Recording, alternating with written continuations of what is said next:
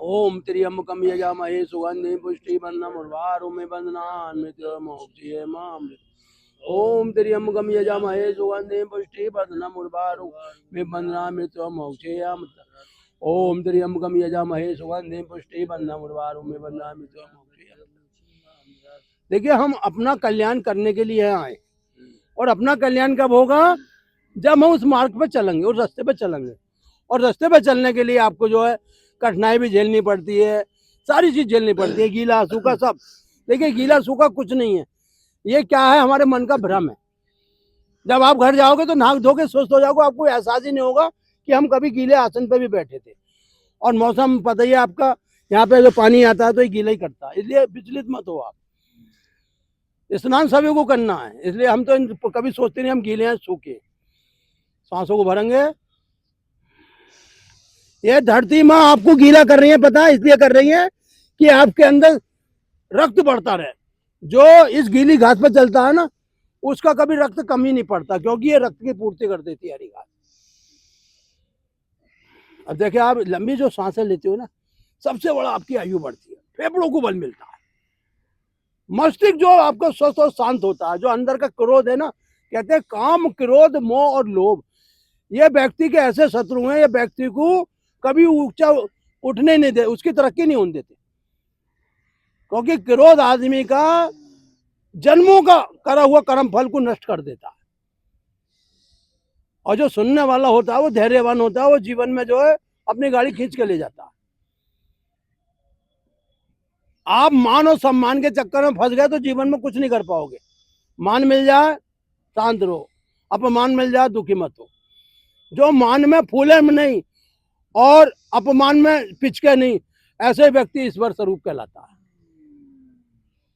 अब देखिए, दोनों नाड़ी आपकी नाड़ी हैं, ये मान अपमान से ऊपर है, ये श्वास लेके अंदर से जा रही है आपके लिए, यानी कि आपको ये बल दे रही है, शक्ति दे रही है, जीवन दे रही है। और जब ये बाहर आ रही है ना, तो आपके लिए बहुत बड़ा रोगों को लेते हुए बाहर छोड़ देंगे, समझ लीजिए आप।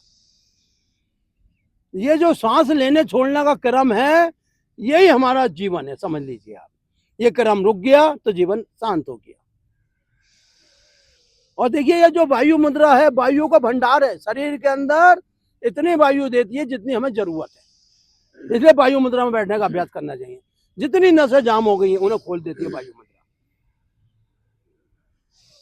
ये नासिकाओं के द्वारा जो हमारी वायु अंदर जाती है, ये अमृत है, समझ लीजिए आप। जो आप शुद्ध जगह पे बैठ के प्राण वायु पीते हो ना, ये अमृत से भी महंगा है। अगर आप रोज एक आम का पान का पत्ता जरा सा अजमान घेर के, अगर सौंप घेर के चूस लेते हो, तो आपको करोड़ों रुपए के सोने खाने का प्राप्त फल हो जाएगा। सोने से भी महंगा, हीरे से भी महंगा पान।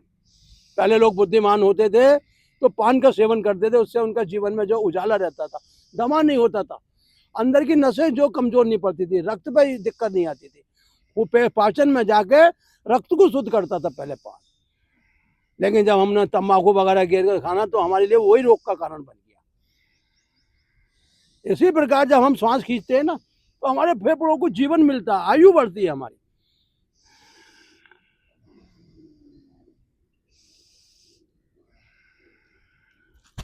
जीवन बड़ा अनमोल रहे, इसे पानी में ना घोल रहे, अभी नहीं तो कभी नहीं। तू सत्संग में जाया कर और ध्यान प्रभु का लगाया कर। नहीं लगता नहीं कुछ मोल रहे, यहाँ किसी का कोई मोल नहीं लग रहा है।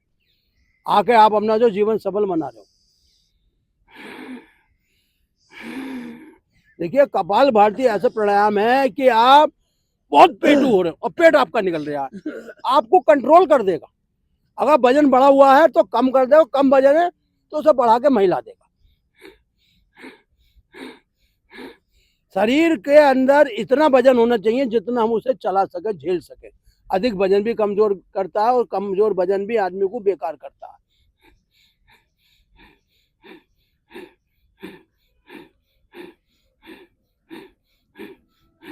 जितनी हाइट है उतना वजन रखें अपना। अगर 5 फुट है तो 60 किलो वजन, और इंचों में तो 1 किलो के हिसाब से आप उसे जोड़ लें।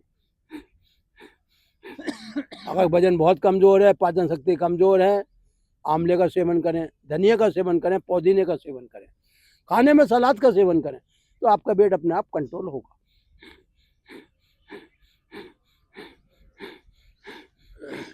देखिए कपाल भारती करने से पोस्टेट का कैंसर सही होता है, क्योंकि अंदर जो हमारे पेट खिंचता है वो पोस्टेट थैली को मजबूत करता है। शुगर कंट्रोल हो जाती है। जो लोग शुगर कंट्रोल होने के बाद भी शुगर की दवाई खाते हैं तो समझ लो सबसे ज़्यादा हानि कर रहे हैं। शुगर की दवाई कब खानी है? जब शुगर बढ़ी हुई हो बहुत। और अगर आपकी शुगर 100 या 100 तो आप उसमें दवाई का सेवन नहीं करें। रात को 1 चम्मच मेथी भिगोएं, सुबह उबालें, उसका सेवन करें। मतलब दवाइयों का सेवन का दुष्प्रभाव हमारी किडनियों में पड़ता है, जो आगे चल के हमारे लिए घातक होता है। इस वर ने आपको शुद्ध प्राणवायु दी, शुद्ध जल दिया, तो आप उसी का आश्रय लें। ये जो आपके प्राणवायु मिलती है आपको मौसम से, प्रकृति से, ये हीरे से भी महंगी है।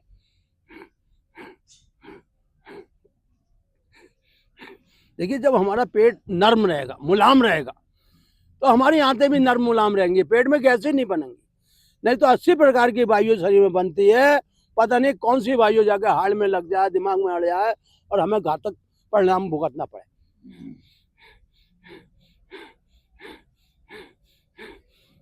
उसी प्रकार देखिए पेट अंदर खिंचता है तो हमारा पेट कंट्रोल होता है, पेट बाहर नहीं निकलता। पेट बाहर निकलने के कारण जो है हमारी शुगर बढ़ती है। और जब पेट हमारा कंट्रोल में रहता है तो हमारी पाचन शक्ति भी स्थिर रहती है, न जठरा तेज होता न मंद होता। और जब ये खिंच जाता है तो अंदर का रोग अपने आप मिट जाता है।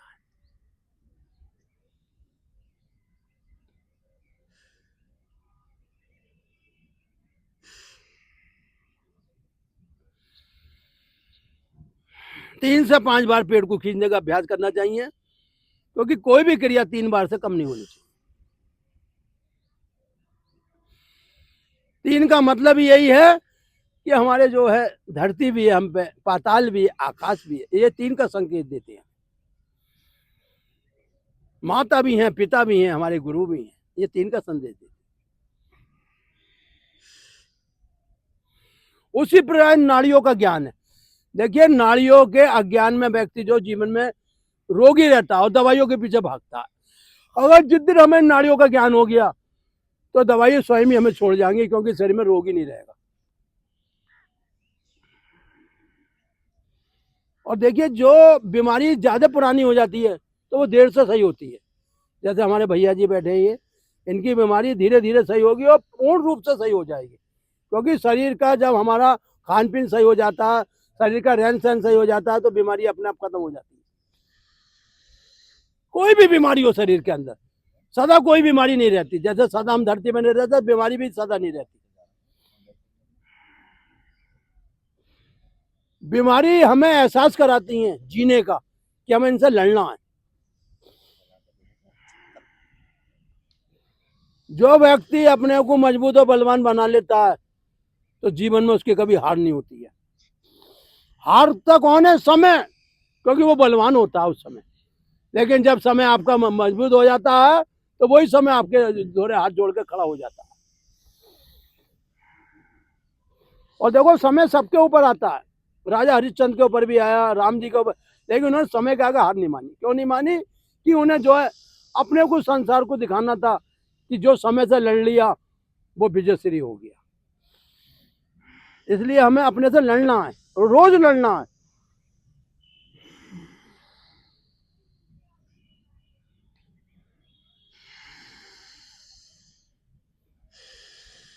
सांसों को अंदर लेना है और बुरी सांसों को बाहर निकालना है। यानी कि बाई नाड़ी से जब सांस अंदर जाती है तो दाई नाड़ी से बुरी वायु अपना बाहर आ जाती है, क्योंकि अंदर क्या, कार्बन डाइऑक्साइड, और ले आप क्या रहे हो, ऑक्सीजन।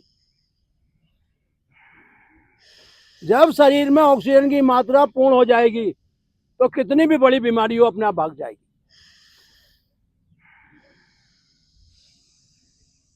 ये जो हमारी सांसें हैं ये हमारा भोजन है, क्योंकि आप जो भोजन खाते हैं वो इन सांसों के नाड़ियों के द्वारा ही शरीर को रस बनाता है। समझ लें आप, आपकी नाड़ियां अगर आपकी कमजोर पड़ गई, सुस्त पड़ गई, तो भोजन पचेगा नहीं 3-3, 4-4 दिन। पहले तो अपने बुद्धि में एक बात ये मान लो कि हमारे के अंदर कोई रोग नहीं है। जो रोग है वो हमारे आलस्य के कारण, हमारे अज्ञान के कारण। जब हमारे अंदर ज्ञान रूपी तलवार आ जाती है तो रोग अपने आप कट जाता है। वो रोग को काटती है ज्ञान रूपी जो तलवार होती है। अज्ञान रूपी तलवार हमें जो रोगी बनाती है। जो आप प्राण वायु नासिका से लेते हो ना, वो दिमाग को दुरुस्त करती है, दिमाग को तेज बनाती है, आंखों की रोशनी बढ़ाती है आपकी, बालों को मजबूत स्थिर करती है आपके, और जितने भी आपके ज्ञान तंतु हैं उन्हें जगा देती है, सोने देती है। क्योंकि ये प्राण वायु ही तो आपका जीवन है।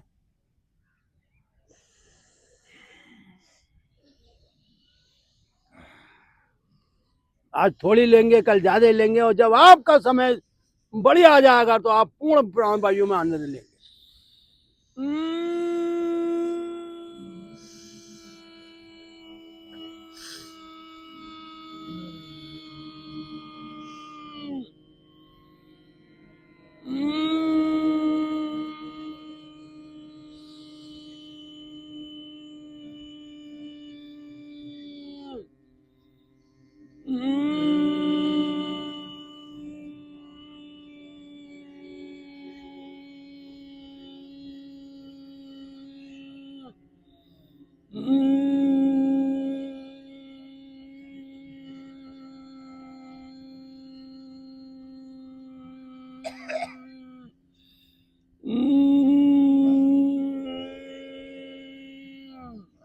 जीवा बाहर